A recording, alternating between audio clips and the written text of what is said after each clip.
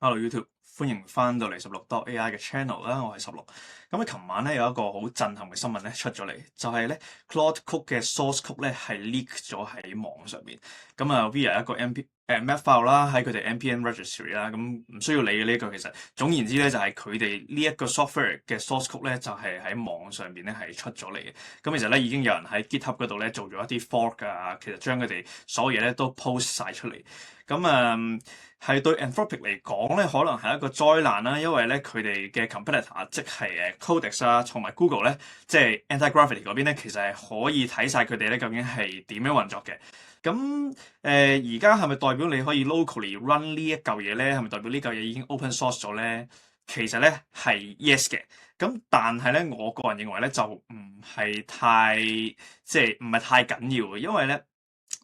即使你有呢個權限可以去改佢啲曲啦，或者去 run 一啲你自己 version 嘅 Claude 曲咧，其實咧好大程度上咧你做得唔會比 Anthropic 好嘅，你亦都唔會有任何嘅 update 啦。而即使你喺 GitHub 上邊見到有一啲其他人去 update 呢一嚿嘢咧，我都係嗰句，你做佢或者你咧去做得好 Anthropic 嘅機會咧係其實係好低嘅。咁而簡單啲嚟講咧，其實呢一件事咧對competitor 嚟講係緊要啲啦。如果對一啲普通嘅用家嚟講咧，其實你見到呢個 Twitter post 咧，呢個 post 咧，你碌到落去咧，佢話究竟一個 regular 嘅人或者一個普通嘅 vibe coder 係有啲咩特別咧？對佢哋嚟講，咁其實咧係真係 not much 嘅。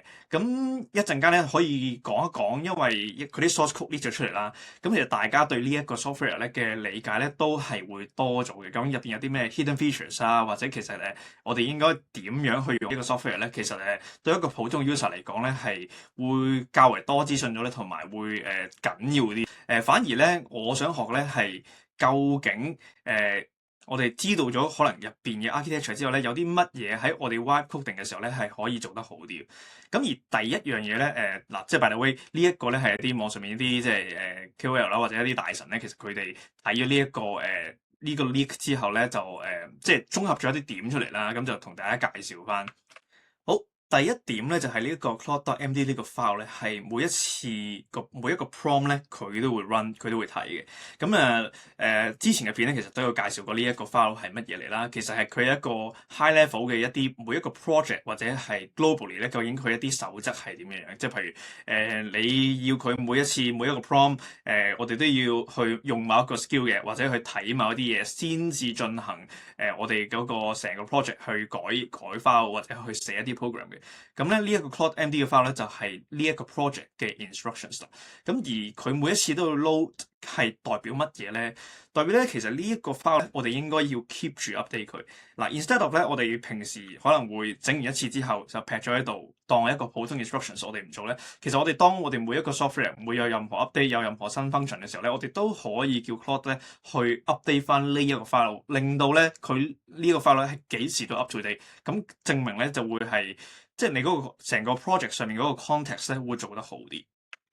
咁而當你嗰個 context 係做得好啲嘅時候咧，佢嘅 output 咧自然都會好啲啦。咁第二樣咧就係sub agent 咧係可以 share 一啲 prompt cache 嘅。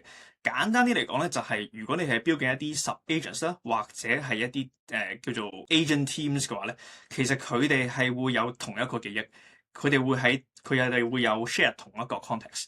咁呢個代表乜嘢咧？即係話其實如果你係 run 緊一隊人，即係一隊 agent 嘅話咧，不論佢係 sub agent 定還是 teams 都好啦，咁佢哋咧會用到嘅 tokens 咧係其實未必會多過你用一個 agent 咧係好多嘅。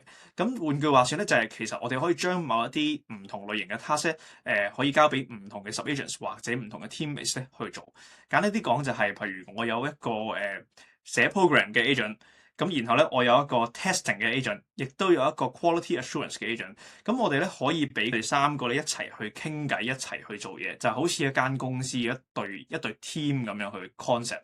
咁而呢一個 function 咧，其實未必會用好多 token 嘅，因為咧其實佢哋係 share 緊同一個 prompt cache，咁佢哋有同一個 context 咧，咁自然咧都會。你唔需要次次再同佢哋講話啊，呢個 context 係點，嗰個 context 係點，我哋有啲咩 rules 要跟，有啲咩 rules 唔可以用。咁咧，所以咧其實佢哋會一個 team 去做嘅時候咧，會 more efficient 咯，喺一個 tokens 嘅角度去睇。而第三咧就係話呢一個 permission system 咧係應該係要 configure not click through 嘅。因為咧我哋每打一個 prompt 嘅時候咧，佢會同我哋 let's say 係改某啲 files 啦，去加某啲 function 嘅時候咧，咁其實我哋有幾個可以即係幾個模式可以揀嘅嘛。一個咧就係 ask before edits 啦，咁另一個咧就會係 allow edits 啦，edits automatically 佢幫你去改啦。有啲咧就會係 bypass permission 啦，佢任何嘢都唔會問你嘅，佢淨係會自己做晒所有嘢。即係譬如佢想 run 一個 command，如果你喺其他嘅模式，你喺ask before edits 嘅話咧，佢會問你話可唔可以 run 呢個 command 啊？咁而我哋用 bypass 嘅時候咧，就唔會去即係唔會去做呢個動作，佢就會自動同你 run，佢自己同你決定晒所有嘢。咁而呢一個 auto 呢一個 function 咧就係一個新嘅啦，就係佢呢個 LLM 咧其實係會學習你嗰個究竟你嗰個用落 command 嗰個我哋叫做嗰個 pattern 啊，即係你落 command 嘅 pattern，有邊啲 command 你習慣你會撳 yes，有邊啲 command 你會撳 no。咁咧呢一個 auto 咧就會係一個新嘅 feature 啦。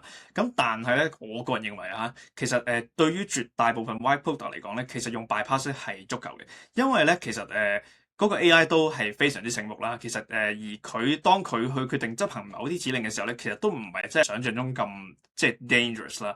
所以其實我自己覺得用 bypass 嚟講咧係最快亦都係最 efficient 嘅。咁如果你見到佢之後有啲咩係改錯咗嘅話咧，你先至再落另一個 prompt 去改咧，其實都已經可以。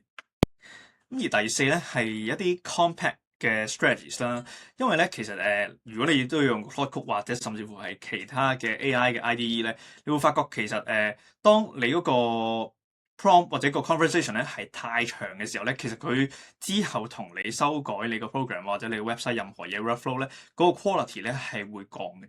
咁我哋咧到定時定候咧，其實就要同佢做一個 compact 啦。咁其實呢個建議咧就係唔好等佢同你做 auto compact，你係要去即係某一個時候你就要 compact 咗個 conversation。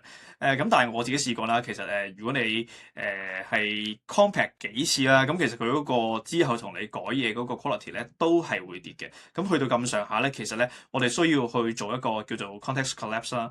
其實呢一啲嘢咧，全部都 suppose 係有一個 command 喺度嘅。咁但係佢呢一篇文就冇打到啦。但係其實咧都唔係話太緊要嘅，因為咧以而家 LLM 嘅水準咧，你打natural language 就咁打呢句咧，其實佢都已經明你講嘢㗎啦。咁佢自己都會 invoke 到呢一個 command。咁其他啲嘢啦，即係將個 context 去 collapse 啦，可以將成個conversation 變成一個 summary 啦，咁佢就唔會食你咁多 context window 啦，亦都即係令到成個 prompt 去 run 得咧 efficient 啲嘅。咁亦都可以將一啲你呢一個 section 嘅嘢咧去變成一個 MD 嘅 file 啦，寫落去啦，咁令到下一次再開出嚟嘅時候咧，佢一睇個 MD file 就知大家其實上次係玩到咩進度。咁呢度亦都可以即係做一啲 full compact 啦，其實都係同 micro compact 都係差唔多啦。咁亦都可以做一個truncation 啦，就係佢會 drop 咗一啲message groups，咁就係 delete 一啲其實比較舊嘅 context 啦。因為其實有時老實講，你一個 conversation 你 run 咗成幾個鐘，咁其實可能你第一個鐘做嘅嘢咧，同埋你最後嗰個鐘做嘅嘢咧，係已經係完全唔同。咁一啲舊嘅嘢咧，其實我哋抌咗佢咧，亦都令到成個 prompt 嗰個context window 咧係少啲嘅時候咧，咁你自己出到嚟嗰個 output 咧個 quality 又會提升啦。咁而第五呢個 hook system 咧，個 real extension API，老實講其實我都唔係太知道係乜嘢。不過咧理論上咧，佢應該係一啲 external 嘅 tools 咧，或者一啲 API 咧，其實咧係可以 configure 究竟你想喺 call 咗佢先至行嗰個 prompt 啊，定還是行完個 prompt 之後先 call 佢啊？或者係你可以點樣控制佢幾時 session end 啊，幾時 session start 啊，幾時去即係去 call 一啲 extension 嘅嘢咧，係其實係可以控制。咁但係咧老實講呢個 function 咧，我自己之前咧一路都冇用過，所以呢度都寫話係 power user。咁如果即係有啲有觀眾可以用開嘅，咁喺下邊留言話俾我知呢個嘢點樣用啊。咁第六咧就係呢個 sessions，呢個 sessions 咧其實即係話你啲對話啦，其實咧係可以 resumable 嘅。不過咧，我自己即係試過呢幾個 command 啦，其實咧有時佢唔係好知道你嗰個 session，即係你嗰個conversation 咧，其實係 save 咗喺邊度。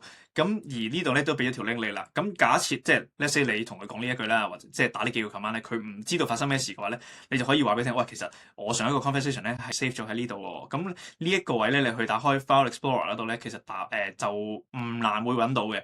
咁所以咧就當佢見到之前係即係同佢傾嗰啲咩偈咧，係改到去咩進度咧，其實佢類似一個MD file 咁樣咧，其實佢都係可以 pick up 翻上一次同佢 work 嘅進度，咁亦都係令到即係你唔需要每一次同佢解釋啊，我哋上次講到邊度喎，我想你改啲乜嘢喎，上次講啲嘢你記唔記得啊咁樣，即係你唔需要做呢啲嘢啦。咁其實咧你一開波咧就寫呢一個俾佢，哇 refer 俾佢，喂，其實我哋上次傾到呢度，咁佢咧食完之後咧就會知道點做噶啦。咁第七咧，呢個有少少複雜。咁其實第七呢度係講咩咧？就係話其實呢個 tool system 咧入邊有好多 tools 啦。其實佢係有一個叫 smart batching 嘅 function。咁講人話係意思係乜嘢咧？其實就係話佢可以分為一啲 operation 可以分為兩大類啦。呢一個咧concurrent 咧係代表一啲 read only 嘅 operation。咁咧而 serial 咧係代表係一啲需要改嘢或者需要行 command 嘅 operation，就會係咧一次即係每逐個 run 嘅。咁即係話咧，如果佢需要睇10個 files 咧，去understand 你個 code base 啊，或者你個 project 嘅話咧，佢睇嘅時候咧係可以一齊睇。咁但係如果佢需要去改嘢嘅時候咧，咁佢就改完 A 先至會去改 B，之後先至會去改 C。佢係一個咁樣嘅運作模式啊。咁而除咗一啲 built-in 嘅 tools 之外咧，如果你係需要去俾一啲 MCP server 去俾佢 reference 作為一個 tools 去 call 嘅話咧，咁其實咧你可以加多幾個俾佢都冇所謂嘅，即係你喺你嗰個 MCP 嘅 file 入邊咧加俾佢係冇問題，因為咧呢啲 MCP tools 咧係佢要嘅時候咧先至會用嘅。咁而你如果好 let's say 你有10個 MCP server 咧，而佢係唔需要用到嗰啲 MCP server 嘅時候咧，佢係唔會走去 call 佢。咁所以咧一啲 external 嘅 system 咧，可以俾佢就俾佢，佢有可能需要用到嘅就俾佢。咁當佢唔需要用到嘅時候咧，係唔會影響你個 project 同埋你嗰個速度嘅。而去到第8咧，就係講呢一個 streaming architecture 啦。其實就代表其實咧，當你見到佢有啲唔對路嘅時候咧，你應該就 interrupt 佢。因為咧，其實有時我哋打啲好複雜嘅 prompt 啦，嗰個 prompt 咧其實係可以 run 成4-5分鐘，甚至乎十分鐘一次食晒你啲 token 都可以。咁而當你見到佢唔係行緊你嗰個你想佢去嗰個 direction 嘅話咧，其實你係可以 interrupt 佢。咁呢一個位咧，其實係會反而咧係慳翻啲 token 先，因為佢當佢繼續做一件錯嘅事落去咧，咁而嗰樣嘢唔係你想要嘅話咧，佢係會不斷咁樣燒 token。咁會好容易令到你嗰個即係嗰個叫咩啊？嗰個 refresh 嗰個 window 咧，好容易快啲就爆啦。即係你又可能又要等5個鐘啦。咁而你去 interrupt 佢嘅時候咧，就簡單啲講就係當佢做錯嘢嘅時候咧，你就 stop 佢。咁然後咧就掉翻佢一個啱嘅 direction 咧，咁就可以令到成件事咧去 cheap 啲啦。好，第9咧就係呢一個 retry system 咧，其實係 more sophisticated。但係咧我自己個人認為咧就係話其實呢一點咧就唔係好緊要，因為其實佢係講緊哇入邊一啲 retry 係究竟係點樣去運作啊？咁會見到一啲error 啊401啊403啊404啊會發生咩事啊？佢會點樣 handle 咧？其實呢一個咧係簡單啲講就係話，其實佢係一個self healing 嘅 system 啦。因為佢見到一啲 error 嘅時候咧，佢自己係會識去 fix 嘅。咁而當佢炒粉嘅時候咧，佢亦都會等一陣 not responding，跟住佢又會再去 retry 咁樣。咁其實咧當你自己 write code 嘅時候咧，都會見到係一個咁樣嘅運作模式。咁所以其實呢個對一個普通用家嚟講咧，呢個資訊咧就唔係話太緊要。不過咧嗱我哋見到即係一啲人去睇完佢嘅 source code 之後咧，其實都叫做學多咗點樣去用呢一個 software 啦。咁其實大家只要跟足呢一篇嘢啦，或者係平時自己一啲好啲嘅 practice 咧，咁其實你用 Claude Code 呢一個 software，甚至乎咧係其他一啲嘅 AI 嘅 IDE 啦，可以係 Anti-Gravity 啦，或者係 Codex 嘅話咧，咁其實即係你用呢一個會 efficient 啲，而出嚟嗰個output 嘅 quality 咧，亦都係會高啲。咁所以咧我自己咧就會當呢個係一個少少類似一個 best practice 咁去睇啦。咁你話係咪一定要跟足？其實就唔一定嘅。不過作為一個學習嘅路上，我哋可以即係學一啲叫做標準啲嘅手勢咯，去 wipe code 我哋要嘅嘢咯。咁祝大家喺 application 啊、喺 website 啊、wipe coding 嘅路上咧就更加順利啦。咁呢條片咧就去到呢度啦。記住 comment、like、share，咁就我哋下條片再見啦。多謝晒。